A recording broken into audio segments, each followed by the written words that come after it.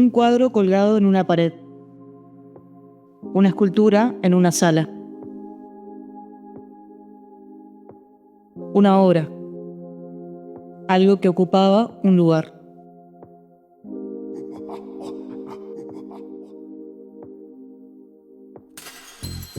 Tenía un soporte, un formato material, algo que empezaba y terminaba en ese objeto. Hoy, una obra ya no empieza ni termina ahí. Una imagen puede aparecer sin un proceso visible. Puede repetirse, modificarse. Puede circular sin detenerse. Y en ese movimiento deja de ser claro dónde empieza una obra y dónde termina. La pregunta es entonces, ¿qué es lo que define a una obra de arte hoy?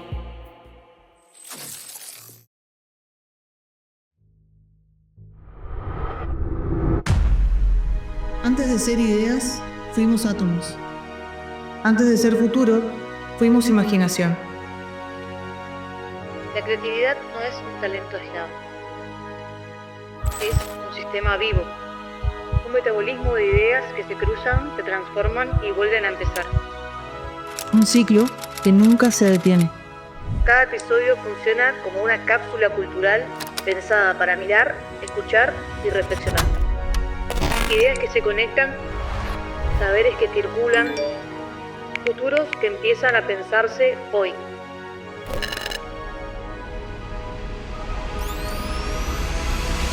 Esto es Materia Viva.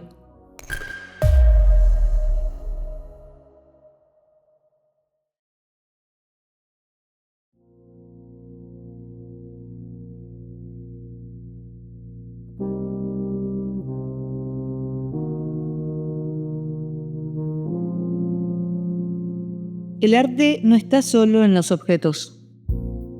Aparece en la experiencia de quien los mira, en la forma en que una imagen se percibe, en lo que se reconoce, en aquello que una obra despierta en el encuentro. Y en un contexto donde las imágenes circulan, se repiten y se transforman constantemente, ese desplazamiento se vuelve más evidente. El arte deja de sostenerse únicamente en lo material y empieza a correrse hacia otro lugar, hacia la experiencia, lo que alguien percibe, lo que interpreta, lo que la obra le devuelve.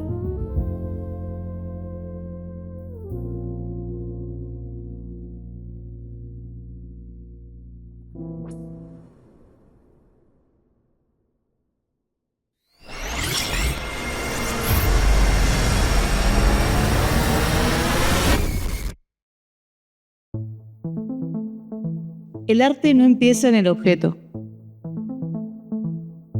Empieza antes, en una necesidad de decir, en algo que todavía no tiene forma, pero insiste. Y a veces, ni siquiera está claro qué es eso que se busca.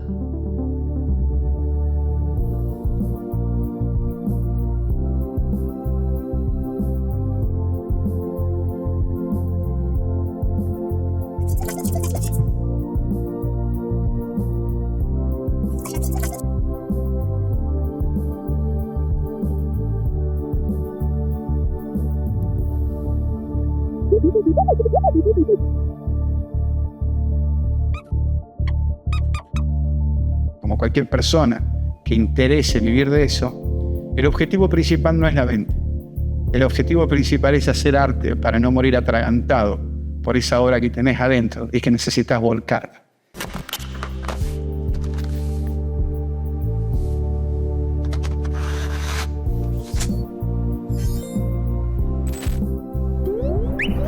El arte es una manifestación del pensamiento, de mi pensamiento en lo que a mi arte se refiere, de mi sentir, de mi inacabada visión u u opinión de lo que es mi experiencia sensorial, emocional, en el mundo que habito y la vida que transito, ¿no? Es como satisfacción de deseos imposibles de acceder en la vida.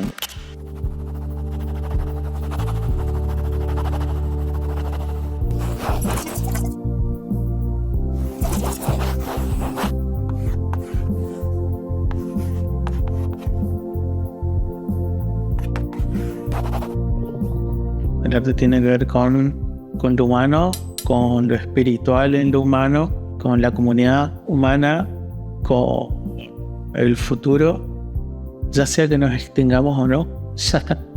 En todo caso, el arte será expansión y apertura hasta que nos extingamos. Lo que uno puede dar a interpretar a este mundo en la búsqueda de la belleza, y quizás hay una chance de que ese otro que está mirando y observando también perciba algo distinto o parecido, pero hay cierta conexión ahí con lo que uno propone en el arte.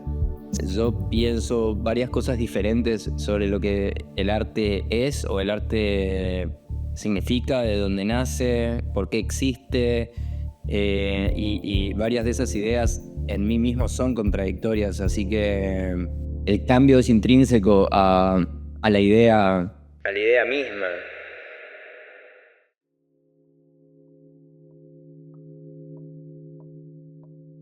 No hay una única definición posible. El arte puede ser una idea, una forma de pensar, una manera de percibir el mundo. Y es por eso que no hay una única forma de expresarlo. El arte, qué sé yo, es cierto que entra por los ojos, pero también huele, también envejece, también se puede tocar, también genera surcos en el papel, en la tela, en la pared. Pero el arte digital sí tiene materialidad, es digital. No sé qué consideramos material, que se pueda tocar, digamos. A mí me da perfectamente igual. Por ejemplo, antes una pintura era solo eso, una pintura. Un objeto estático colgado en una pared. De repente hoy en día una pintura puede tener movimiento. Una pintura puede tener sonido. Una pintura puede ser el proceso en sí de la creación de pintura. En cada nuevo salto evolutivo que vamos teniendo con nuevas tecnologías, aparecen nuevas posibilidades de poder crear. Durante mucho tiempo el arte tomó forma en objetos. Pero el objeto nunca fue lo esencial. Fue una forma de contener algo que lo excede. El arte digital, para mí, es solamente un paso más que tomó el lenguaje según las herramientas nuevas que fueron apareciendo. El arte que está creado por medios digitales o artificiales directamente en esos soportes digitales, por medios digitales. El arte digital, sea tanto de bitmap o vectorial, está imitando prácticas y costumbres que desarrollaron artistas con pinturas y con materiales reales. El Photoshop está creado usando pinceles digitales, usando maneras de mezclar las pinturas digitalmente. Las herramientas cambian, pero el impulso es el mismo. El arte me permite acceder a planos de existencia imposibles de otra manera, ¿no? Porque en su momento, por ejemplo, los artistas dibujaron sobre piedra hasta que apareció el papiro. Dibujaban con óleos naturales hasta que a alguien se le ocurrió comenzar a comercializarlos. Después un día vino el cuaderno y un día apareció el mouse y un día, y así fueron saltando. Hoy en día los lenguajes suceden a través de unos canales que tienen otro tipo de herramientas. En mi caso estoy volviendo al papel, estoy pasando de nuevo de la pantalla al papel para no perder el pulso de la mano o de la memoria muscular. Que bueno, hoy por hoy hay muchas herramientas digitales que emulan muy bien el trazo o la pintura, o se puede lograr ciertas texturas, pero no deja de ser un aparato, digamos, o esa materialidad no deja de ser fría, si se quiere. Entonces de repente nos encontramos interactuando con personas que están en cualquier lado del mundo, con un montón de herramientas nuevas que le permiten a personas que quizás no tenían las herramientas para poder crear, ahora el poder crear y el poder expresarse de diferentes formas. Una obra no se define por el material que la sostiene, ni por la herramienta que la produce. Se define por eso que intenta decir, por lo que pone en juego cada vez que aparece. Y si una obra no depende del objeto y las herramientas cambian, la obra deja de ser algo fijo. Y ahí entra en juego a quién le pertenece.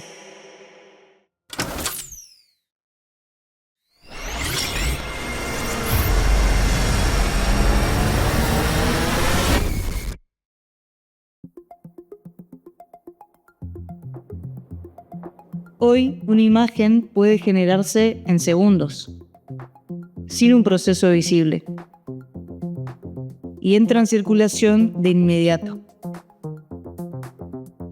Lo que antes llevaba tiempo, ahora se resuelve en un instante. Y en ese cambio, no solo se transforma cómo se hace una obra, también se pone en duda a quién le pertenece. Esto del pulso del humano, del error humano también, del error al producir, eso es lo que le da calidez, me parece, al arte o a las piezas de arte en general. La relación que existe entre el error y el aprendizaje sobre el error es una de las principales diferencias que existe sobre la concepción de una obra cuando es digital. Siento que el arte digital tiende a borrar los vestigios de, entre comillas, el error, sea visual o musical, como que cualquier imperfección, de nuevo, entre comillas, puede ser evitada e incluso corregida sin vestigio alguno. El error es lo que nos hace humanos, me parece, llevándolo a todo, a lo cotidiano, o componer una canción o escribir un texto, lo puede tachar y volver a empezar. Con lo digital es cierto, con el control Z, hay un meme que dice, ojalá uno tuviera un control Z para la vida, ¿no? El arte digital te permite, por ejemplo, la gran maravilla del control Z, del cual no somos conscientes todavía, que no es ni más ni menos que volver un poco el tiempo atrás. Es poder subsanar nuestro error solamente con una tecla, pero es también ahí donde te das cuenta que quizás lo que transforme y lo que diferencia a una persona que crea una imagen de un verdadero artista es que el artista va a disfrutar el sufrimiento que produce el proceso. Esa búsqueda lo que lo va a llevar a probarlo de nuevo y de nuevo y de nuevo hasta que sienta que lo puedo dominar, o por lo menos que esa herramienta pudo expresar lo que esa persona quería transmitir.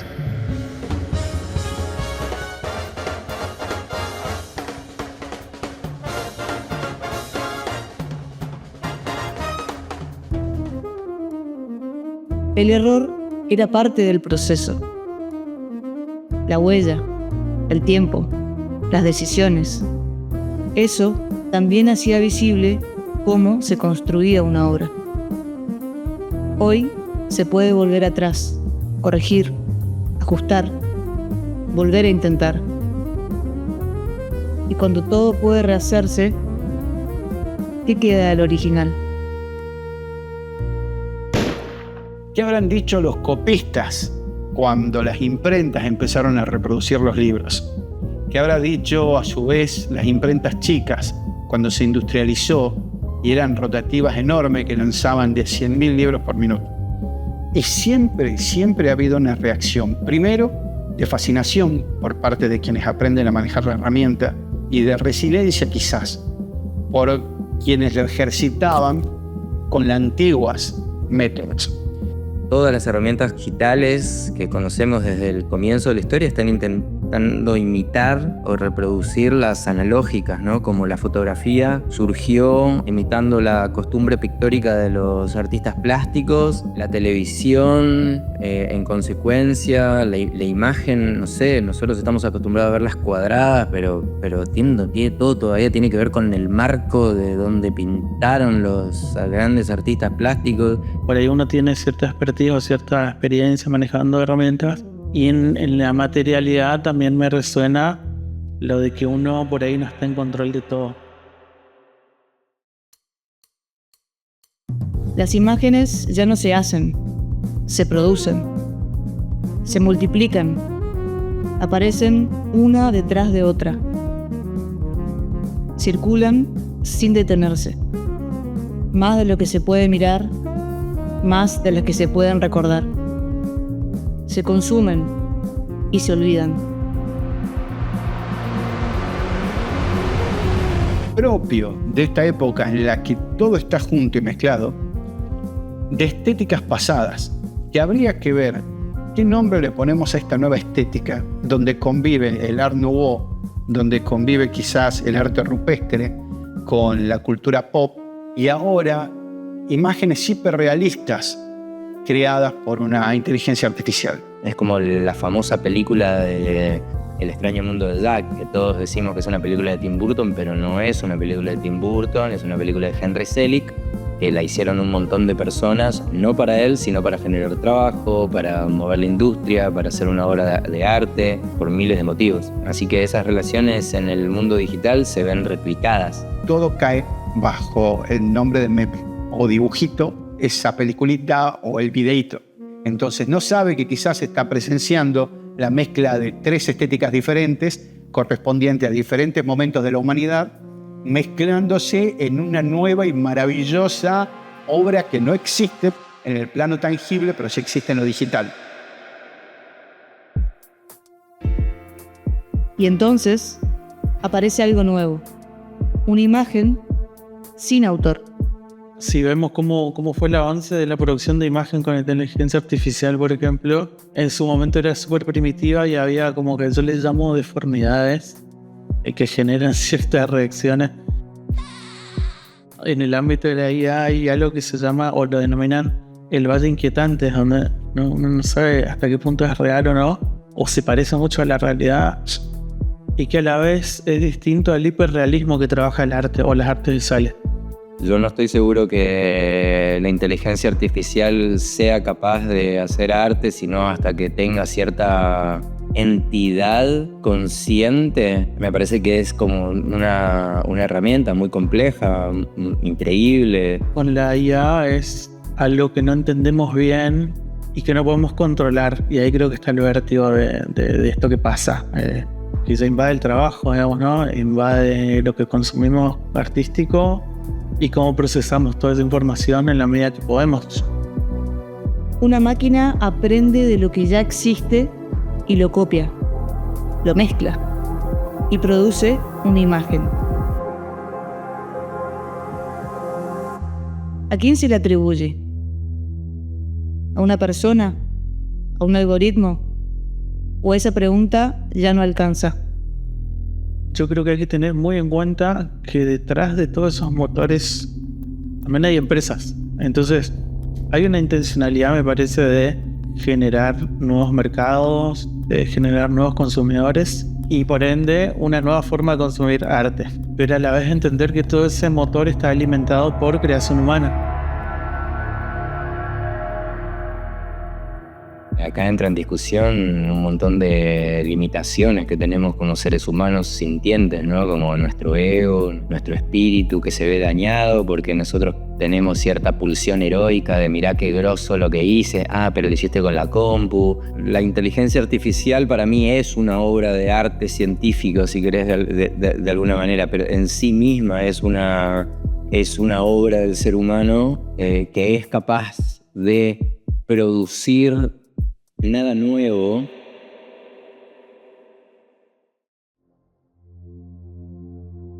El arte ya no se define por su autor. ¿Qué es eso que aparece? ¿Una obra? un producto, una ilusión o algo que ya no se deja definir. Si el objeto desaparece, si el autor se diluye, ¿qué es lo que sostiene el valor de la obra?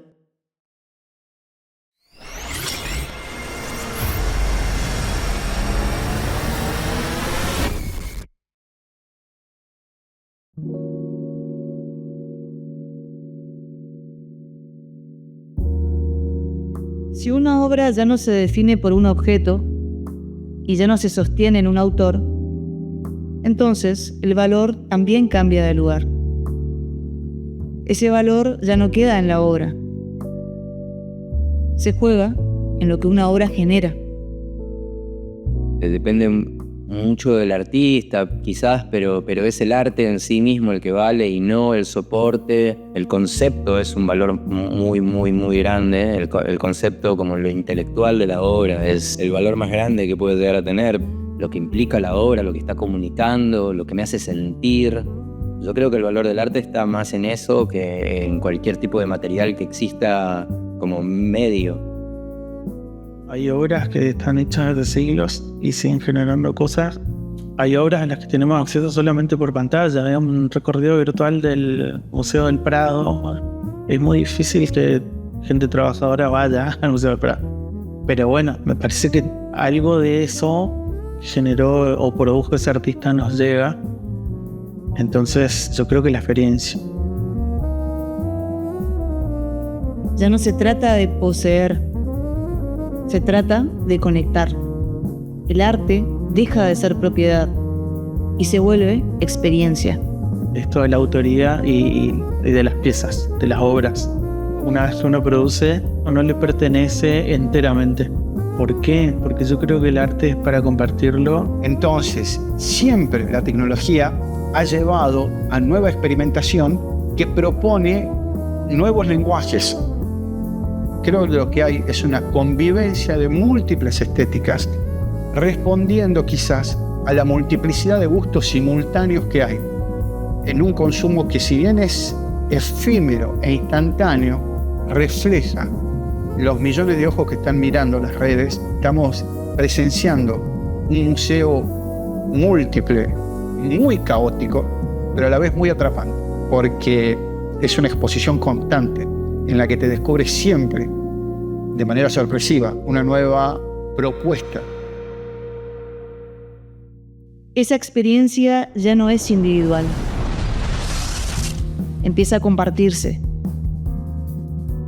Se vuelve colectiva. Hay otra forma de abordar el arte, otra forma de producirlo, de conectar por ahí con otros artistas, colegas y ver qué pasa en otro lugar del mundo. O grandes artistas que trabajaron industriosamente y en procesos que ya casi semi-industrializaron, ¿no? Como Picasso, Dalí, Miró, ¿viste? Como son artistas que trabajaron con muchísimos asistentes, Diego Rivera. Estas relaciones que tienen que ver con la autoría, con la autoridad, con el esnobismo del desempeño artístico, con la marca que se genera atrás de la generación de un arte, es una manera de las relaciones colaborativas que tiene un eco hoy mismo. Una obra ya no termina cuando se crea. Empieza cuando circula, cuando alguien la mira, la interpreta, cuando alguien la vuelve propia y se identifica.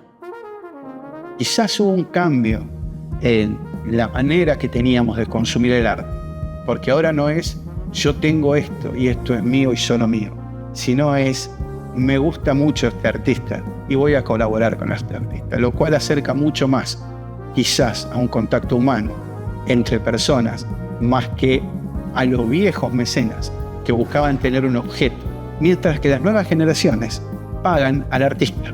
Eso explica Patreon, eso explica Cafecito, que es una manera justamente no de decir yo tengo esta obra que es mía y solo mía, sino de decir yo apoyo a tal o cual artista porque me gusta mucho lo que hace, porque disfruto mucho de su obra.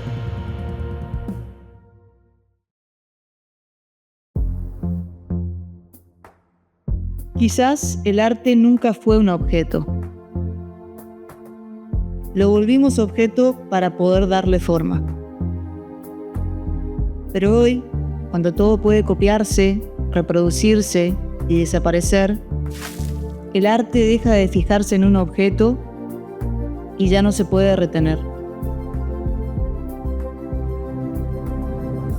¿Dónde vive el arte cuando deja de tener forma? No en la obra. El valor ya no está en lo que es,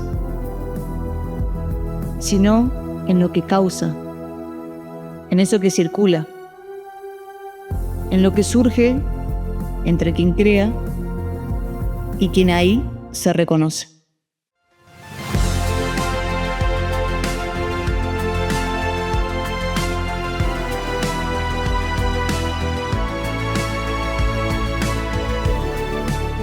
El futuro del arte es una apertura constante. El futuro de nuestro corazón, de nuestro pensamiento, de las cosas que nos estén pasando en el aquí y en el ahora de lo que vivimos. Es una repetición constante en búsqueda de aportar algo para poder dejar este mundo un poquitito mejor de lo que era antes de que este artista existiese.